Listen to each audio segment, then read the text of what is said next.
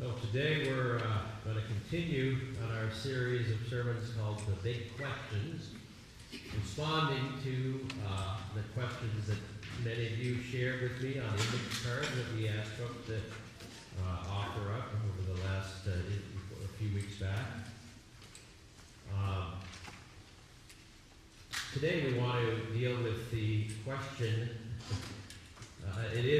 this is a big question, the question of church and state, kind of a uniquely American question.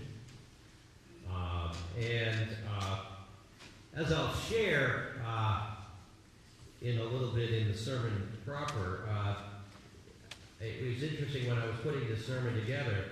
The Bible doesn't really mention America. Some people think it does.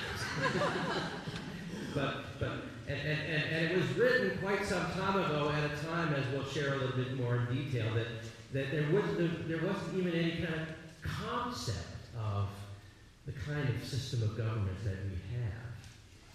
And so it was kind of hard to find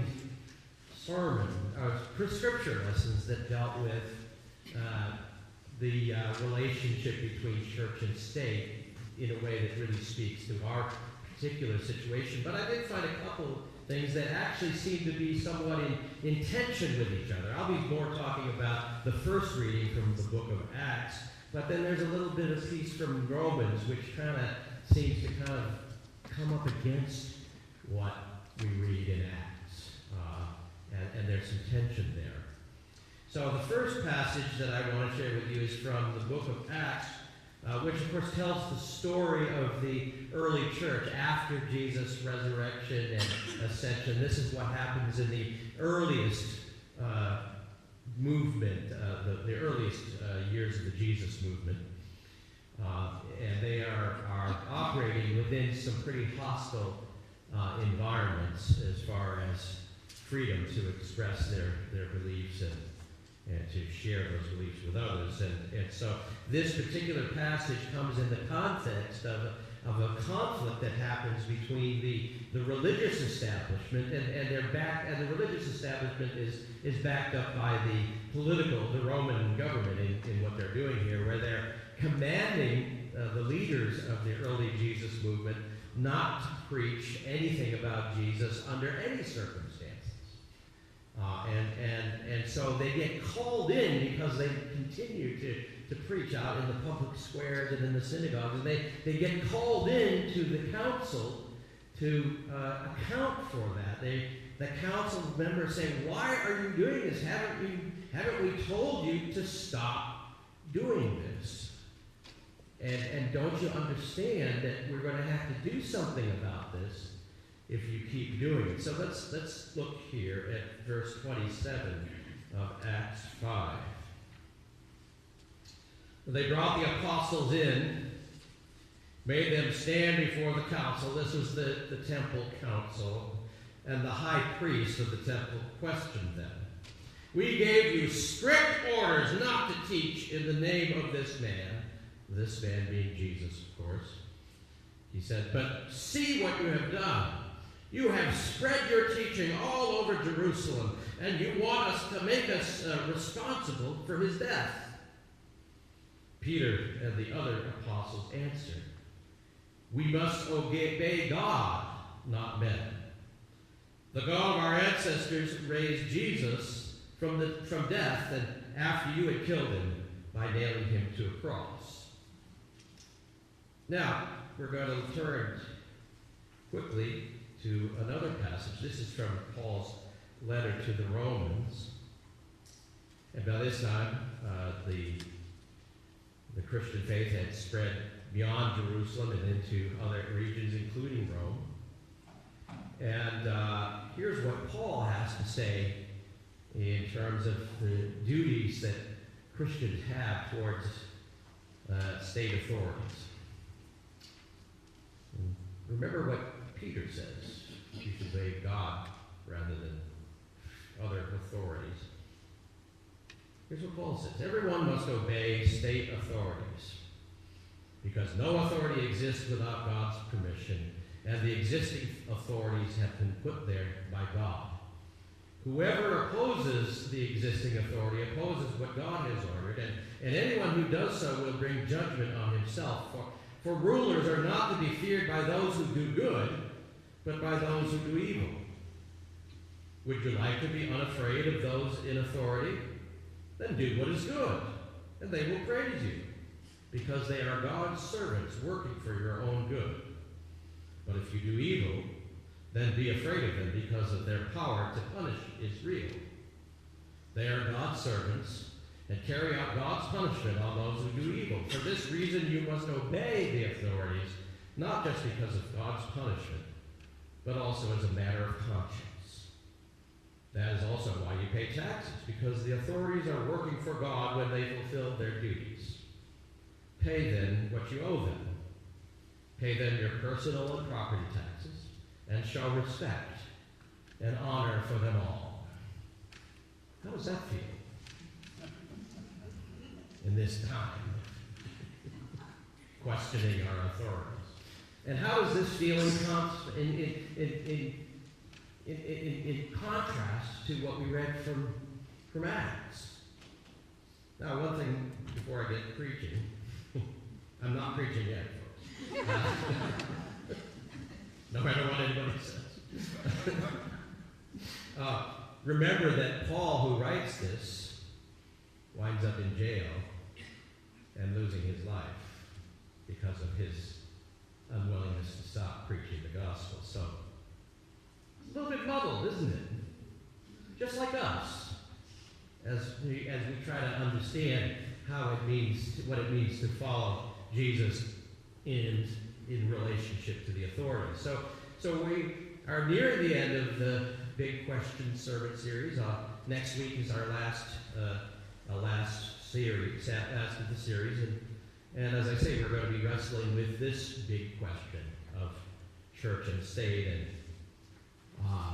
and recognizing that it's a difficult one. I got a couple cards from you relating to the issue of church and state. One of the cards simply said church versus state, which I thought was an interesting twist on it, an interesting way of putting it, and it seemed to hint at a conflict between the church and the state rather than simply a tension. And certainly there are many folks who believe that the state has increasingly, and by the state I mean the United States government, has increasingly become the enemy of the church, and that our rights as people of faith, and particularly people of Christian faith, are being threatened more and more by our government. Some people believe that. The other card asked a question. It was sort of a question, actually, but it was really more like a request that said, hey, why don't we talk about why we Christians cannot push our belief on others? And at first I thought that this person was saying that it was a terrible thing that in some situations Christians were being told they could not share their faith, like in a school, public school, or that sort of thing. But the card actually went on to say that in an age of increasing diversity, boundaries were necessary in order to not only keep the peace, but in order to protect the freedom of religion across the board. So two pretty different questions, but all kind of revolving around the same thing. And these two cards actually sum up in a nutshell the struggle that we currently find ourselves experiencing as American Christians, and as we continue to try to understand this delicate relationship between freedom of religion and the right to be free of religions that are not the ones that we want to be dealing with, and especially in schools and workplaces and communities.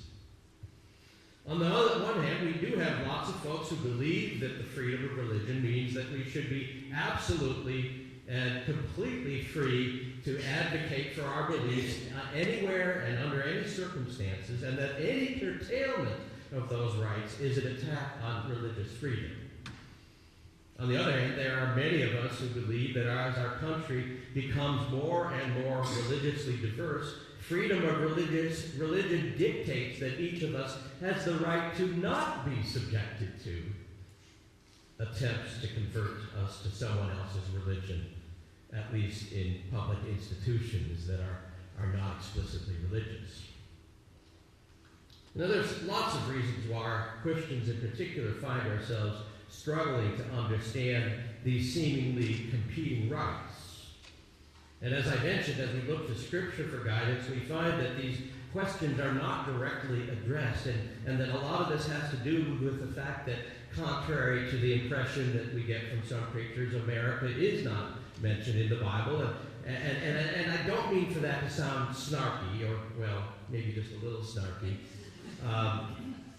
But it is also meant to convey the reality that the democratic concepts of inalienable rights, like freedom of speech and freedom of the press and freedom of religion, were not even on the radar of the biblical writers. That would have been unknown to them. There wasn't a country in the world where those were inalienable, or those were even thought of as rights, much less something to be protected except for the most powerful. Okay, so they didn't really have any sort of sense of even to think about these questions. And the fact that these freedoms still do not exist in large portions of the world point out that to some degree these freedoms are still quite novel as bases for government and foundations of civil society. But certainly for the biblical writers, and especially for the writers of the New Testament, such ideas were completely foreign to their experience and therefore unimaginable. And so when as American Christians look, as we are prone to do, to our scriptures for guidance as to how to live our faith in a country that is based on not limiting our freedom to express our beliefs, that doesn't put us in jail for preaching publicly, that does not persecute us in any real way, we don't find very much to work in, because that was not the world in which they were living or that they could even conceive. And that is because if we look at the history of the early church, Christianity was forged in the flames of persecution, in an environment where both political and religious forces were in cahoots in their shared desire to use the considerable power that they had at their disposal to eradicate Jesus and his followers. Don't forget, we follow someone who was killed because of religious intolerance, among other things. So this was the early experience of the Christians. They couldn't begin to imagine a scenario of the sort that we enjoy here in America, where being a Christian is not only tolerated, but in many respects protected, and even to this day, in some corners, celebrated. And that's what we see in our lesson from Acts, isn't it? That Peter and the apostles were in a contentious relationship with the powers that be, and that they were constantly being called in to account for their disobedience of the civil and religious authorities. They are brought into the council because all they've done is to preach about Jesus in public. And they're reminded that they have been commanded by the religious and political leaders not to even mention Jesus' name. And Peter responds with a simple declaration. He says, we must obey God rather than any human authority. And if you continue to read the rest of Acts 5, after our lesson broke off, you learn that the apostles are eventually released, at least this time, but not before being flogged, or what we would say whipped. And of course warned again to not speak of Jesus publicly or suffer worse. And of course history shows that in the end the apostles, along with many other less celebrated followers of Jesus, would wind up imprisoned and tortured and executed for the refusal to stop spreading the good news of Jesus. But what we need to understand is that there was no circumstances, no platform that would have been considered by the civil and religious authorities as valid as compared to our situation, where there are many places in America where we can share our faith, and only a few places where there are limitations on doing that. Now, this was, as I say, the experience of the early church. They experienced themselves as outsiders, as outcasts, the objects of derision and hatred and persecution, a community that exists on the fringes of society, who typically had to keep their activities hidden, who risked imprisonment and torture and death at the hands of hostile authorities simply for living out their faith. And that was their experience for about the first 200 years of the church's existence. A good long time. A little less time than we have been as a nation here in the United States, right? And then, as some of you, if you've studied history, understand, then suddenly things changed overnight. The Roman Emperor Constantine converted to Christianity, and with that, Christianity became the religion of that vast empire, which now began to be referred to as the Holy Roman Empire.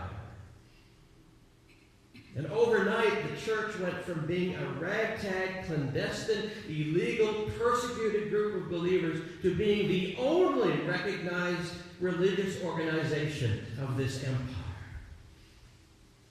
Many things changed overnight for the church and in that landscape.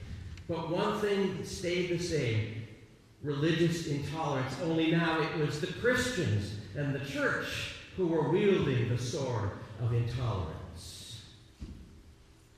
The aims of the church and the aims of the empire became fused. They went from being powerless to wielding tremendous power, particularly military power, and the church became a political force to be reckoned with. And they who once were persecuted for their beliefs became persecutors themselves. And over time, millions of people, Muslims and Jews and pagans, were murdered in the name of Jesus because they did not believe and would not convert. And that began a long, long era of religious intolerance and wars perpetrated by people who claimed to be followers of Jesus. An era that was still going strong when a small group of pilgrims came to the New World fleeing from religious persecution. In fact, it wasn't really until quite some time after that when the United States was formed that a system of government that allowed for complete freedom to follow one's own beliefs, no matter how strange or offensive to the majority, where that became a reality. And that necessitated that the government not specifically endorse or favor any particular religious institution or practice. In other words, really, only about 200 years ago did a group of people who happened to form a nation finally get at what we would think to be right. They say, we're not going to kill you because you didn't believe differently. We're not going to imprison you. And in order for that to happen, we had to learn how to tolerate people that we thought were wrong. We had to learn how to tolerate people who we thought their beliefs were evil. And we had to learn how to live with those folks. And it's never been easy. It was never easy. We persecuted all sorts of folks who were different in spite of the laws and our hopes. Read the history of the Mormon Church. See how they were chased around,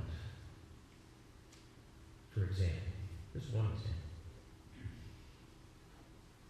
And now we find ourselves in a situation where it's even more difficult. Because, in case you haven't noticed it, we Christians aren't as powerful as we used to be. There's a lot less of us. Not only because of immigration of all kinds of folks from far stretches of the earth we never imagined. They probably didn't even know that these places existed when we created when the Constitution was written. Certainly didn't know much about their religious beliefs. So we now have Buddhists and Hindus and Muslims and all of that. And then not only immigration, but also even just within the folks who are already here, so many folks deciding to no longer practice practice Christianity and who divorce themselves from the church and many of whom have adopted some pretty, from our point of view at least, strange religious points of view. You know, New Agers and neo-pagans and all of that kind of stuff. You know, it was relatively easy to have unity and religious tolerance when the vast majority of us were Christians. Much harder now, isn't it? Much harder. And no wonder we struggle, and no wonder we're not absolutely sure of what's right.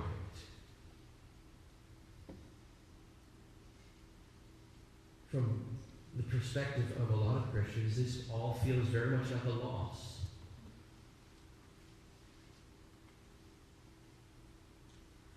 Seems to me that a lot of the tensions that we are currently experiencing, along with the feelings that many Christians have that they are losing some of their freedoms, actually stems from this growing diversity and our increasingly minority status and our loss of the power and influence we once had. I might liken it to what happens when an only child experiences a new brother or sister in their lives. Some of you are we're the oldest children. Maybe you know a little bit about what that was like, right? You know, the only child, or the child who has been the only child, is used to being the center of attention, and they're used to kind of having some control and power and the freedom of being the only child, and then suddenly another child arrives in the family, and the former only child has to learn how to share the spotlight. And they feel like they have to battle for their parents' attention, and they have to share things that they never had to share before, and sometimes they had to wait for things that they didn't have to wait for in the past. And from their perspective, this feels like a loss of rights and a loss of freedoms. But to look at it more objectively, we can see this from the outside as not so much a conscious attempt to limit the freedoms of the older child, but an appropriate adjustment to a new reality. And it seems to me that in some respects we Christians are experiencing a case of sibling rivalry with the other religions that have arrived into our national household. We're used to having the house more or less to ourselves. And sure, there's always been a few Jewish folks hanging around, but they would be more analogous to the family pet rather than as a sibling. We have been used to power and influence. We have enjoyed laws and customs that reinforced being involved in the life of the church. Things like holidays and Sunday worship and even the unwritten laws that you never did anything on Sunday. God forbid a play practice or a soccer game or anything like that. Remember those days? But look at us now. Like I said, we have Buddhists and Muslims and Sikhs and pagans and all sorts of self-styled New Age believers, and all of them are laying claim to the same freedoms that we have enjoyed and perhaps assumed were primarily for us as Christians because we were so much in the majority. And some of the things we used to get away with, like those older children, we don't get away with anymore. And some of us will experience this new reality as a loss or freedom and power and influence, and some of us might even call it persecution. They say, oh, the American church is being persecuted in some way, but it isn't. At least from my perspective, not really. Quite frankly, my friends, what I would say to us Christians in America is the same thing that parents say to their oldest children when a new child arrives. Get over it. Because this is the new reality. And in fact, it seems to me that when Christians claim to be persecuted, it is an insult to the early Christians and any of the millions of Christians around the world who experience the threat of loss of livelihood, freedom, and life. even today, as they try to live out their faith. For those of us who want to share our faith, we need to remind ourselves that we are indeed blessed in this country to be able to do so without fear of negative consequences in all sorts of situations. But that there are indeed some situations, especially in terms of public institutions that are not religious, where not only are we not legally allowed to do so, but even if we were, it would simply not be appropriate. The rule of thumb is that anytime we have a captive audience or where there's a power dynamic, we need to be very careful about how we talk about our faith. And any of those situations where especially we would not welcome someone pushing their faith to us if we were a captive audience or to our children ought to tell us that those are not appropriate places for us to do the same thing, even though we, of course, have the real truth that they don't. But even in those situations, we have not only the right, but the duty to live out our faith and witness to our faith, not so much in explicit words about Jesus, but through our commitment to the highest ethical practices, a commitment to the highest standard of how we do our job, and to give to the best of our ability, and of treating all of those around us with compassion and love. Think about what would happen, those of us who work or who have work, if your boss decided to treat you the way Jesus would treat you. Maybe some of us were blessed enough to have employers who did. Or if you're a boss, imagine if you tried to start treating your employees according to the way Jesus would live. Imagine those situations. Imagine if we were considerate of one another rather than backstabbing of one another. Imagine if we aligned our values so that it was more important that that folks who worked were able to spend time with their children than closing the deal over in China. Or at least if those things were at least somewhat equal. We have many ways, even in situations where, because of legal issues and others, we cannot be as open about our motivation for why we do what we do. We still can do what Jesus calls us to do, and thus witness to our faith. And who knows, maybe somebody will just say, there's something different about this person. Maybe I need to find out what makes them tick. And then we have an opportunity. Some of you maybe are familiar, and I'll close with this, with the quote that it was attributed to St. Francis. I looked it up. I realized I always thought it was St. Francis. I guess there's some contention as to who said it, but nobody said it. Nobody knows anyone else. There's no one else they thought saying it. But anyway, it's a good quote in any case. According to what I learned, he would tell his folks in his community, preach the gospel at all times. Use words if necessary. That's our call, especially in these places where the public square and the ethos of religious freedom, which is a wonderful thing, dictates that we be circumspect. We can preach the gospel at all times, sometimes with words, but hopefully always